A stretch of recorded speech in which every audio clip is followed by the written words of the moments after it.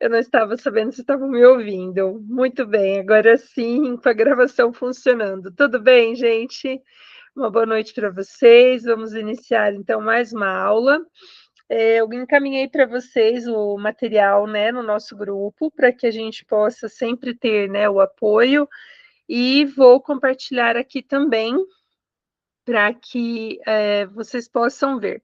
Como a gente veio nessa sequência, né? Eu falei para vocês que nessas últimas semanas a gente veio trabalhando com alguns pontos de comparação entre Enem e outras bancas, né? Para que a gente possa depois fazer um fechamento dessas comparações, dos pontos que são diferentes, né, iguais e, enfim, as semelhanças e diferenças em relação ao Enem. Então, hoje a gente avança um pouquinho nesse processo de comparação e eu coloquei o comparativo do curso, né, assim, das redações do curso EL. Então, a gente fala um pouquinho da diferença entre a estruturação de texto e comparação, né, argumentativa entre o EL e Enem. E aí preparei, então, uma proposição, né, que permita essa nossa comparação. Bem, então, qual que é o principal ponto, né, importante nesse comparativo entre o EL e Enem, que é o foco comparativo de hoje? É principalmente o estilo do comando, é como que esse comando vai aparecer, né? De que maneira que esse comando vai se consolidar e cobrar de vocês a situação de desenvolvimento. Então, a gente trabalha com essas duas variações, né? Então, trazendo a comparação entre a banca mais subjetiva e a banca mais, né, social, que é, no caso, a proposição de Enem. E para esse processo, deixa eu pôr aqui, gente.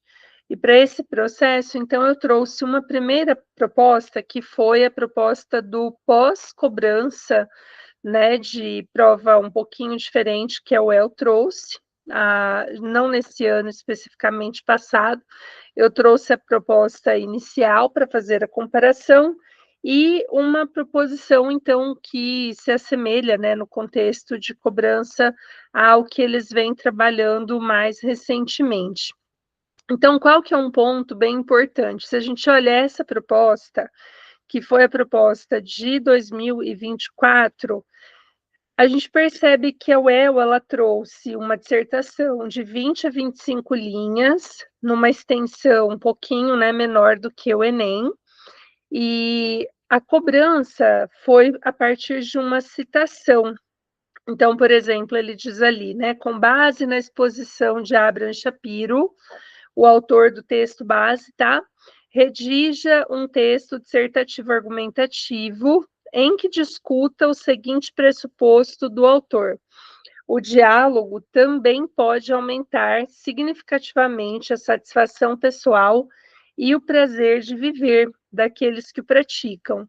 Quando a UEL cobrou essa proposição, então trouxe um formato que eles não tinham cobrado ainda, que era a partir de uma citação do próprio texto de apoio, né? Então, isso gerou, na época, uma relação que era diferente dos contextos de prova anteriores. E aí, se a gente pensar o quanto isso veio, né, posteriormente, em novas cobranças aparecendo, a gente tem só mais uma, né, depois dessa aqui, que foi a do ano passado, e que seguiu exatamente a mesma linha. Desde então, o que eu fiz, né, medida de segurança? Eu me tornei assinante da Folha de Londrina, porque o texto do Abraham Shapiro, ele veio de situação postada, né, no jornal Folha de Londrina, e aí eu venho trabalhando assim, com composições de propostas um pouco mais subjetivas, para que a gente consiga se aproximar o máximo possível, né, desse formato que eles cobraram recentemente.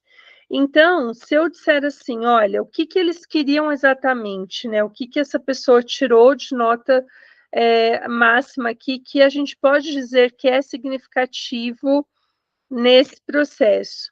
Ó, então, a gente primeiro coloca que o título é obrigatório, no caso da UEL, a banca que elabora a proposição da Unicentro é a COPS UEL, então, para quem faz Unicentro, UEL, as duas provas já em outubro, a gente tem que lembrar que o título é obrigatório em ambas, né? Então, a gente vai ter título obrigatório nas duas situações, e o espaço, né, o tamanho do texto, no caso da UEL, 20 a 25 linhas para desenvolver. Com essa extensão de 20 a 25 linhas, nós podemos pensar em um texto que tenha ali na casa, né, de 5 linhas de introdução, mais ou menos, né, 6 linhas para cada desenvolvimento, tendo uma folguinha de uma linha ainda.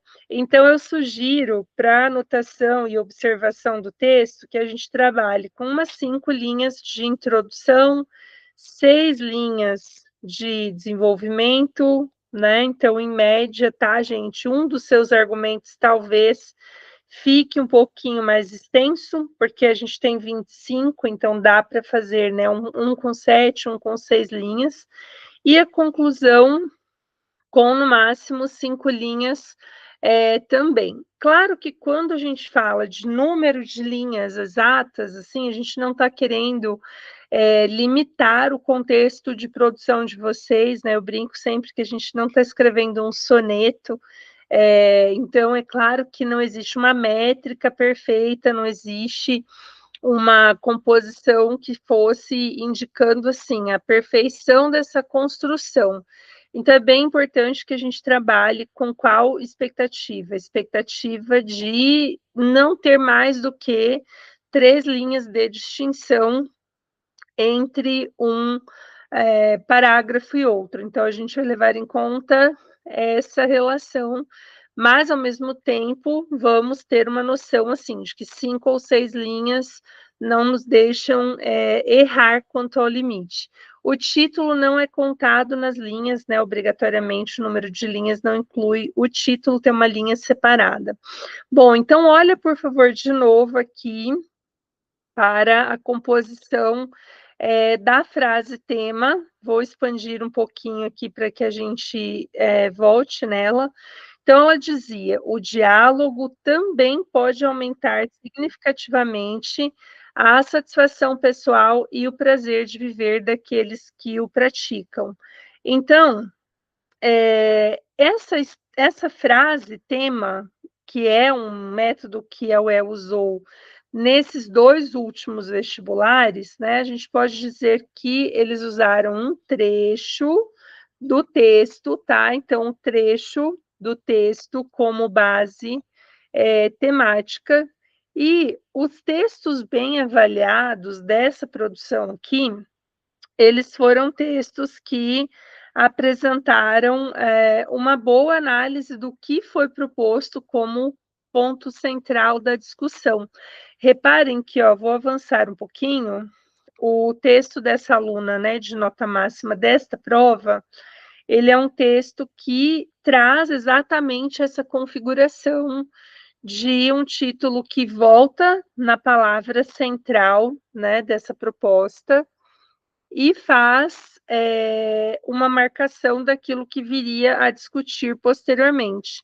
Então, reparem que ele cita diálogo, uma solução subestimada, né, ali, como título, e tem uma organização de 4 parágrafos. Então, a gente tem ali os 2 primeiros nessa tela, e logo depois eu passo para os próximos, que são os parágrafos de desenvolvimento e conclusão, né, no caso.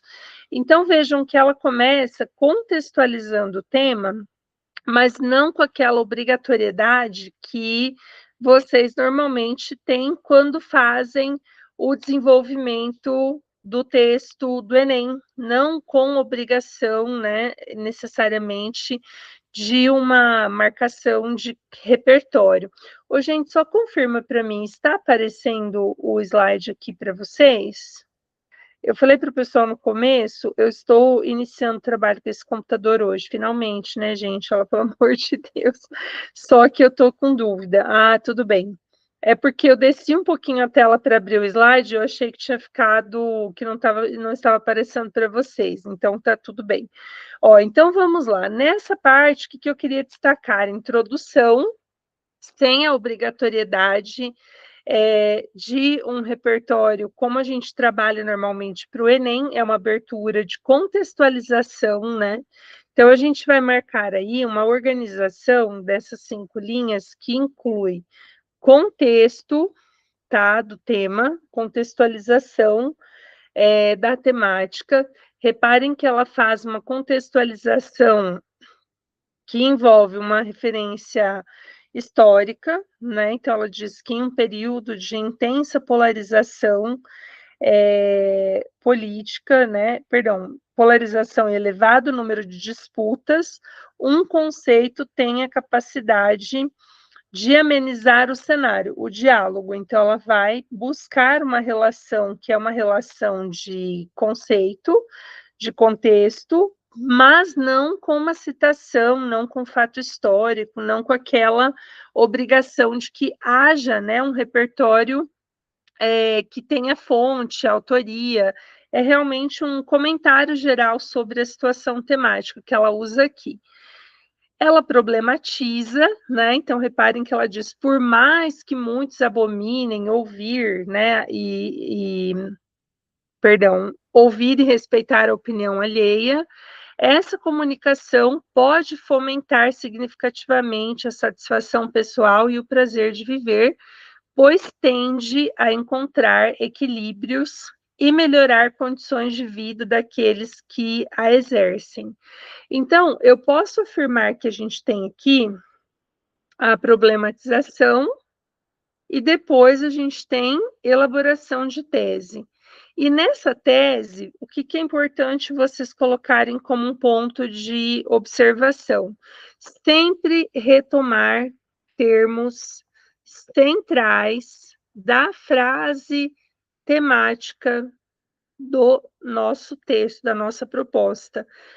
E se for um trecho, né, como esse aqui que tinha um trecho do texto base. Gente, se for um trecho do texto base, a gente vai precisar trazer uma informação que seja mais especificamente ligada ao que foi proposto como elemento central.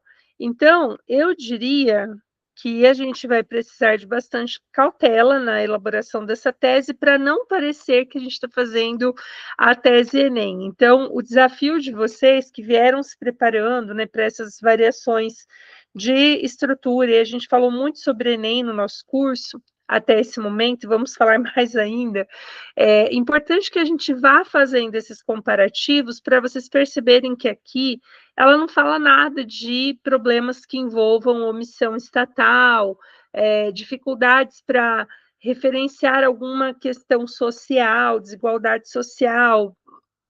Ela não faz nenhuma abordagem que vá para o olhar social. Reparem que ela cita os 2 pontinhos que tinham sido mencionados lá na frase temática, que eu vou voltar, inclusive, aqui, peraí. Agora vocês me disseram que não saiu da tela. Voltando um pouquinho, ó. Então, lembra que na frase tema dizia assim: o diálogo pode aumentar significativamente a satisfação pessoal e o prazer de viver daqueles que o praticam. Então, olha só, se a gente compara a frase com a tese, olha como que ela construiu essa parte da tese. Ela diz que essa comunicação pode fomentar significativamente a satisfação pessoal e o prazer de viver, pois tende a encontrar equilíbrios e a melhorar condições de vida daqueles que a exercem. Gente, então essa parte, né, que é a construção da tese dela, reparem que ela vai, ó, bem certinho retomar a frase tema. E ela enumera, né, os argumentos. Quando ela diz que fomenta a satisfação pessoal e o prazer de viver, são esses 2 pontos que ela trabalhou dentro do texto. Então, eu posso dizer que nesse primeiro argumento, ó, nota-se que viver em sociedade não é comumente a divergência de posicionamentos. Então, não é fácil, porque existe uma divergência de posicionamentos.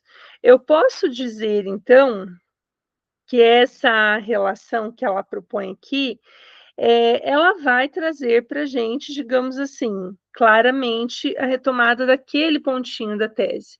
Ela desenvolve, ó, nesse sentido, o diálogo é essencial, parte-se de uma comunicação respeitosa entre os envolvidos, buscando não apenas convencer, mas também escutar o outro. A partir disso, chega-se a um consenso, o qual facilita o encontro de soluções equilibradas e que beneficiam, tá? Então, ela diz ali que beneficiam ambas as partes. Essa resolução não é utópica, inclusive foi anteriormente proposta por Habermas, filósofo da Escola de Frankfurt, na tentativa de superar problemáticas sociais. Assim, aqueles que seguem essa prática têm muito a ganhar alcançando metas pessoais e pessoalmente satisfatórias. Então, vejam que 2 curiosidades. Ela cita o tópico frasal, né? Então, ela começa nesse início de parágrafo fazendo uma menção ao tópico frasal, e ela gera, na sequência ali, uma informação que é a informação de desenvolvimento do parágrafo. Então, ela diz, ó, nesse sentido, o diálogo é essencial.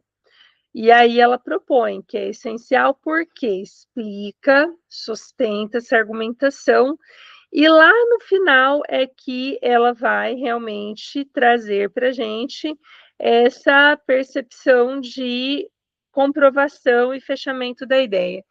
Para quem faz, né, habitualmente o texto no formato Enem, o que vocês percebem? No Enem, a gente vê os textos bem avaliados, trazendo mais no início o repertório, trazendo depois do tópico frasal esse repertório. Já aqui, o que a gente percebe?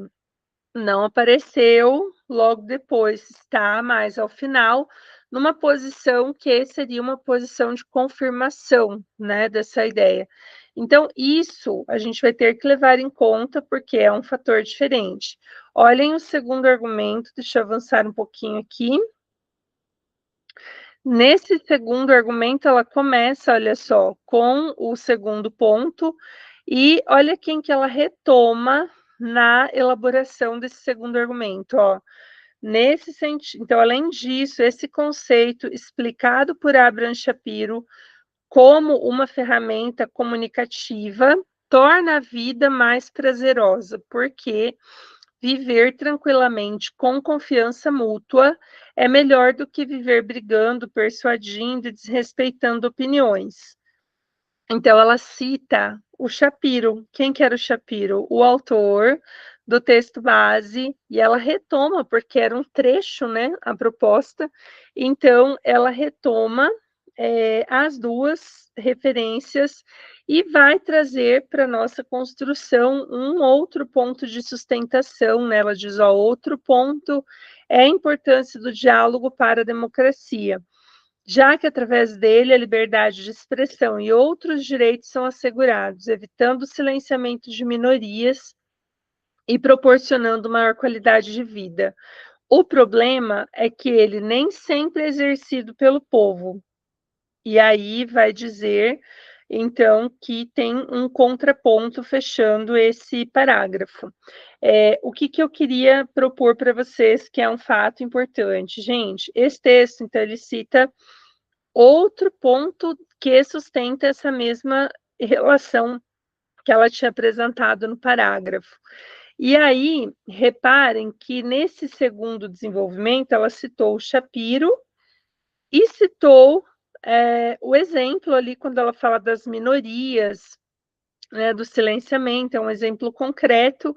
Então, é um pouco menos focado, né, esse texto em ter aqueles dois filósofos, dois sociólogos. Eu posso afirmar que é um pouco mais flexível esse processo de argumentação, mas, ao mesmo tempo, eu diria para vocês que, considerando as propostas bem avaliadas do ano passado, a gente vê que tem sim um repertório de sustentação em um dos argumentos, pelo menos, em todos os bem avaliados, e um desdobramento que pode ser com um segundo repertório ou que pode ser com um exemplo concreto logo depois.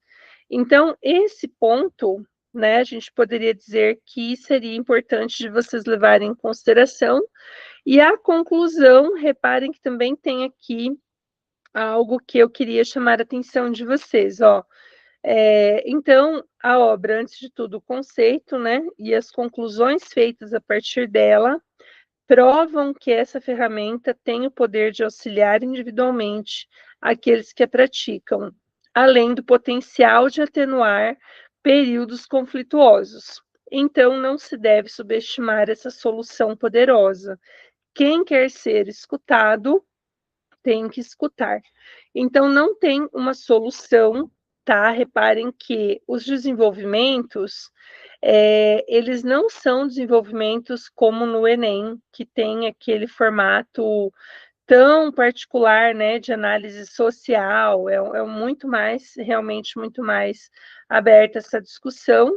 E eu queria, então, chamar a atenção, né, mais agora também para a conclusão, para vocês perceberem que não tem agente social, ação direcionada para os ministérios, é muito mais uma retomada do posicionamento e construção de uma sumarização, de uma síntese dos argumentos que vocês vão perceber que aparece aí. Então, essa seria a formatação, né, de conclusão. Então, eu fiz aqui um pouquinho à frente uma sumarização da estruturinha dos argumentos, né? Então, a gente vai sempre usar, nesse caso, um conectivo, argumento, que tem o tópico frasal, explicação do argumento, tá? Efeito do argumento, comprovação do argumento, trazendo, né, uma citação ou um exemplo concreto, e a conclusão final, né, o fechamento estaria lá na parte de fechamento realmente de encerramento dessa ideia, dessa informação. Então, se a gente pensa num texto padrão Enem, normalmente vocês trazem aqui, ó, logo depois do tópico frasal, o repertório, né? E aqui vocês vão perceber que a síntese mostra que esses dois argumentos trouxeram, né, mais a comprovação ao final, não no início. Gente, essa é uma sugestão, porque a gente está fazendo, né, para quem entrou um pouquinho depois, comparação entre provas, a gente vai fechando, assim, esses ciclos de comparação, e eu queria, então, propor para hoje essa discussão aqui. Então, o tema é um tema que eu peguei de uma publicação do Abraham Shapiro, da Folha de Londrina, né? Como eu brinquei no começo, eu virei assinante da Folha de Londrina, porque eles usam muito material da Folha de Londrina, e o Abraham Shapiro, ele é um autor que publica muito na Folha de Londrina, então eu estou sempre olhando, né, o que aparece lá para transformar em proposta. E aí vejam que a gente tem essa proposta aqui, ó, a era do já era e a lei da gestão em ação. Tem um texto curtinho, né? Bela lição de evolução profissional. A inteligência artificial está fazendo com habilidades técnicas o que a internet fez com agentes de viagem, ou seja, transformando especialistas em dinossauros corporativos.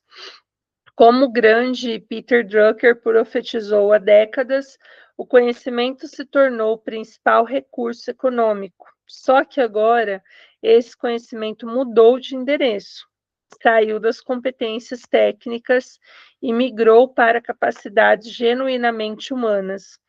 Os dados, então, apontam que 70% dos líderes de grandes e médias empresas relatam deficiências críticas em habilidades humanas.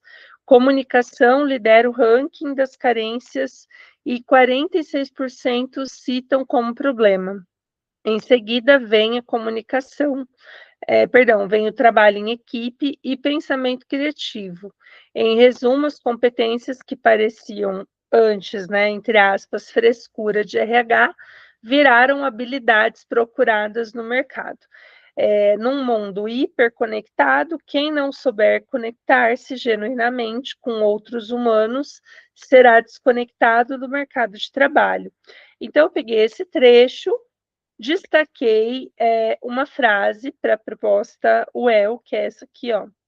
Num mundo hiperconectado, quem não souber conectar-se genuinamente com outros humanos será desconectado do mercado de trabalho. E criei essa proposta aqui. Peraí, deixa eu passar a do Enem e vamos olhar a da UEL para vocês confrontarem as duas situações. Ó.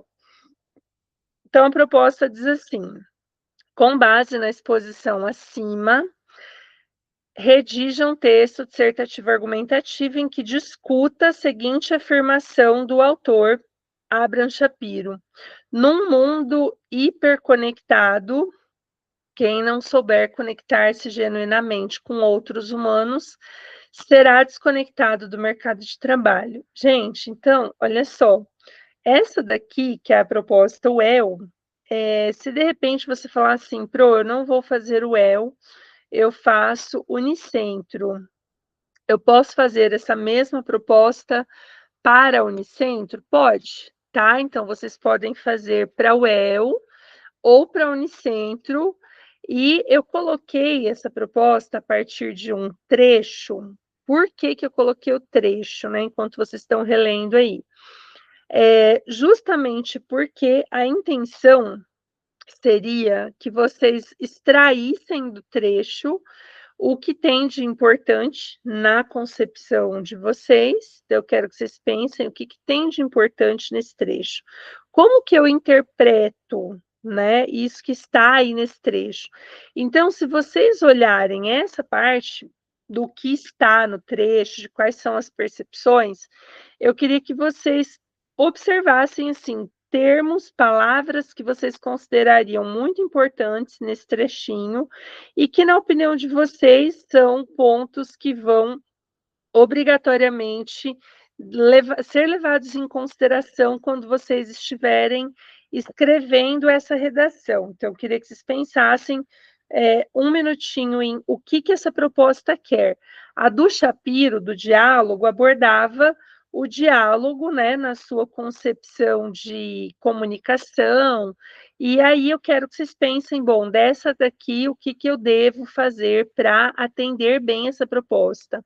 Como que eu atenderia bem essa proposta? Então, vamos lá, vou pedir para vocês considerarem essa orientação, e aí a gente já discute sequência para vocês me falarem qual foi a percepção de vocês em relação ao que foi solicitado. Vamos lá.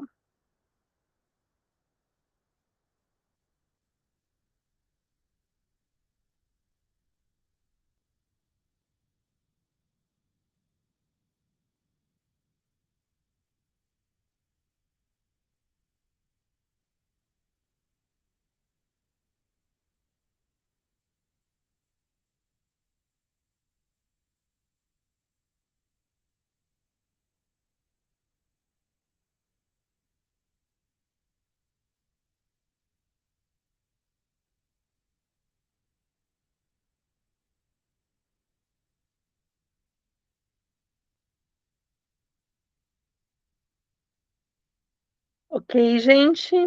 Então, nós temos um padrão de proposta, que é o padrão, como eu falei para vocês, que foi cobrado no ano de 2024 e no ano de 2025 pela UEL, e que no ano passado, 2025, foi cobrado também pela Unicentro, né, visto que a UEL que elaborou e usou essa ideia dos trechos também. Então, a gente tem aqui um questionamento que ele vai contra a expectativa que normalmente o Enem faz.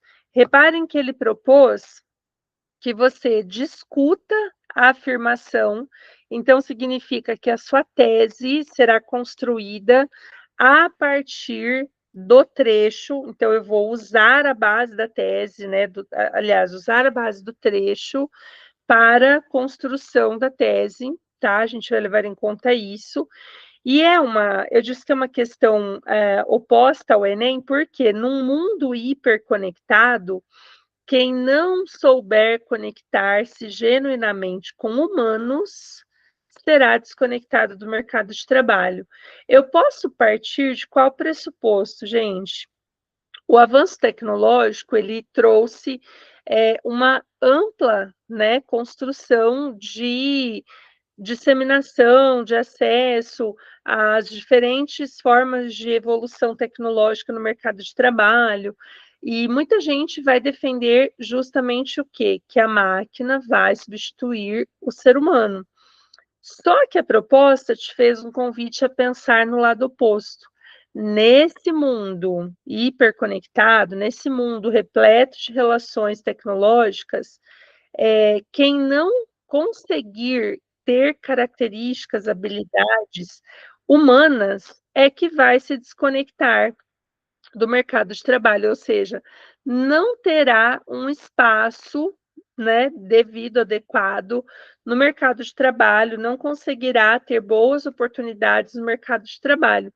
Então, a gente pode dizer que, nesse caso, seria, né, digamos assim, uma possível argumentação, vocês vão pôr aí como possível argumento essa ideia inicial, que é a ideia de você vai defender então como tese. Você concorda?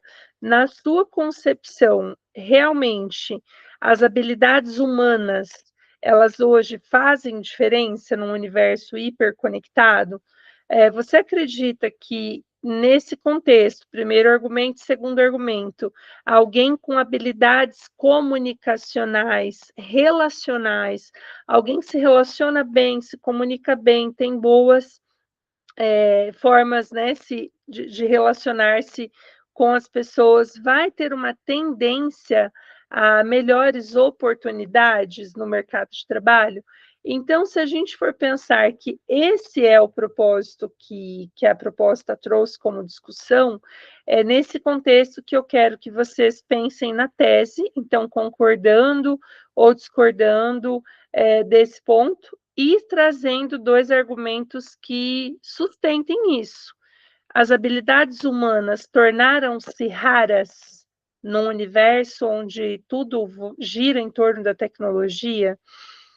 Então, dois argumentos, ou o contrário, argumentos que sejam para dizer que essa não é uma relação, então, que você concorde ou que você considere válida. Então, vocês vão pensar qual é o lado que vão defender para desenvolver daí a relação, tudo bem? Do mesmo tema, vocês estão quietinhos hoje, vocês não estão me falando nada, gente. Vocês não estão falando nada. Fala também, né, Pro não dá tempo da gente falar, fica falando igual uma matraca, né, gente?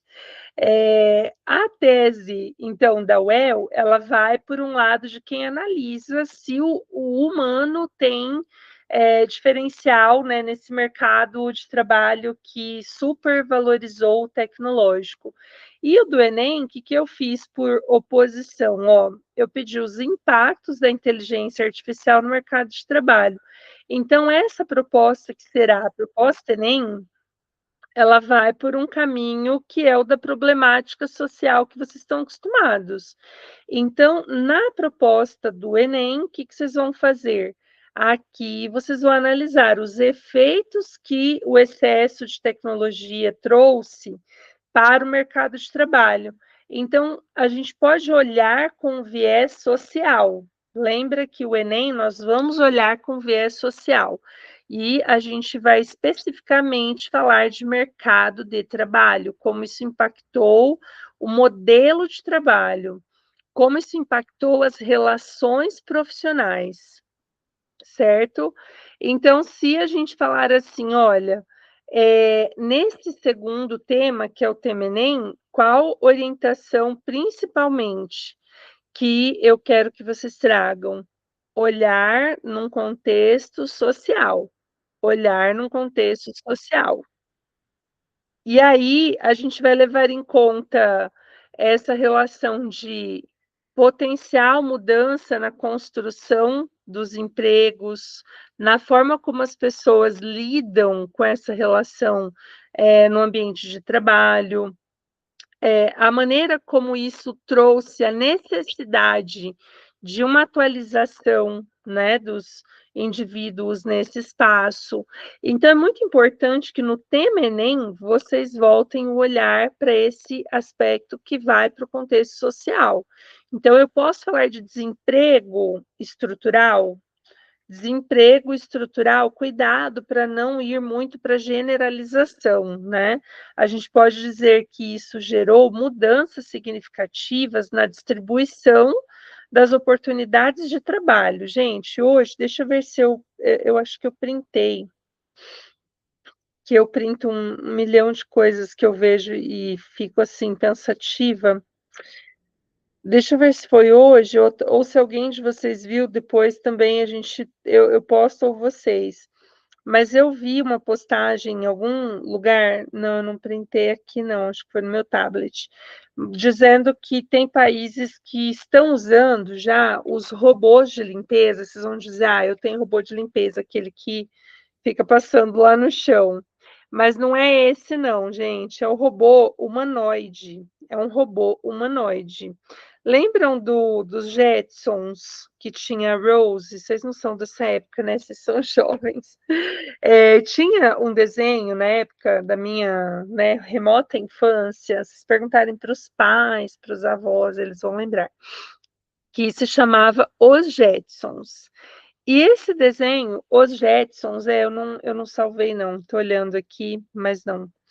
Ele fazia menção a um contexto de que havia uma robô humanoide, a Rose, e a Rose ela que fazia a limpeza da casa. Então, há países que já estão nessa relação de uso do robô humanoide, né, no lugar de alguém que faça a limpeza.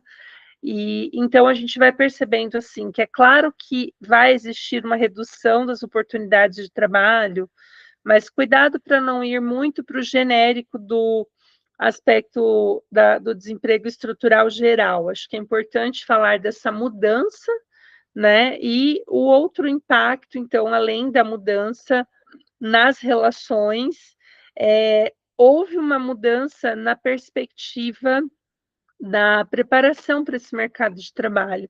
Então, a gente tem uma falha educacional, em que sentido? A formação básica, né? Se a gente for pensar em educação básica, a gente já trabalhou em outras aulas a temática do letramento digital.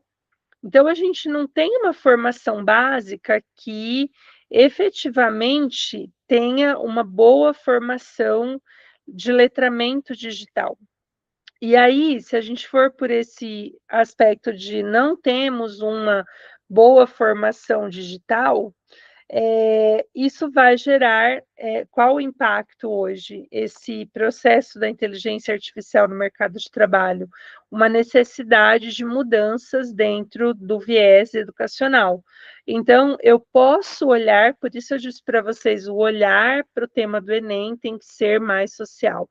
Eu posso dizer que esse letramento digital, essa educação digital, ela não se faz efetivamente um traço de realidade nas escolas brasileiras, e isso não prepara, né, esses profissionais para as expectativas do mercado de trabalho, quanto à evolução do uso da inteligência artificial.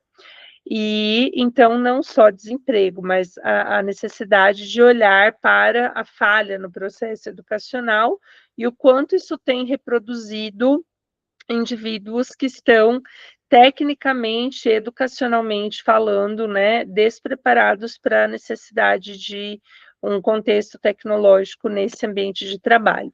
Posso trazer como solução um olhar para a própria educação, porque, né, se a gente for falar de incompletude, falha no campo educacional, claro que a educação digital ela vai abrir espaço para esse debate.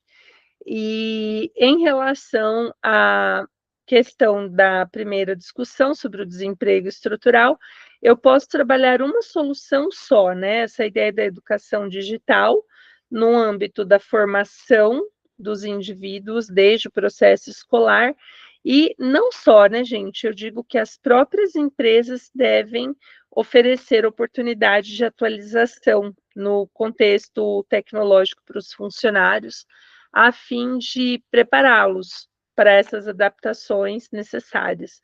Então, vocês podem, no Enem, seguir essa linha, e na proposta da UEL, mais discutir se o caráter humano, se essa relação de humanidade, né, ela se faz essencial ou não para que o indivíduo se destaque no mercado de trabalho. Bom, então, a gente faz esse fechamento de ciclo de comparação com a UEL, né, nesse primeiro momento, e aí, semana que vem, a gente começa um processo que volta um pouquinho na base Enem, né, nós estamos a 100 dias do Enem, fala assim, socorro, não fala em dia, 100 dias para o Enem, né, um pouquinho menos que 100 dias foi domingo, mas a intenção é que a gente volte, faça um estudo bem detalhado de pontos agora para vocês trabalharem e conseguirem evoluir muito positivamente. Gente, para isso, então, para essa semana é isso. Muito obrigada. No e-mail coloquem, né, dissertação Enem, dissertação UEL, que aí eu sei qual das duas vocês fizeram, preferencialmente sempre anexando uma proposta só por e-mail, que facilita a devolutiva para vocês, tá bom? Beijo, boa noite para vocês. Até semana que vem. Tchau, gente. Muito obrigada. Até mais. Beijo. Tchau, tchau.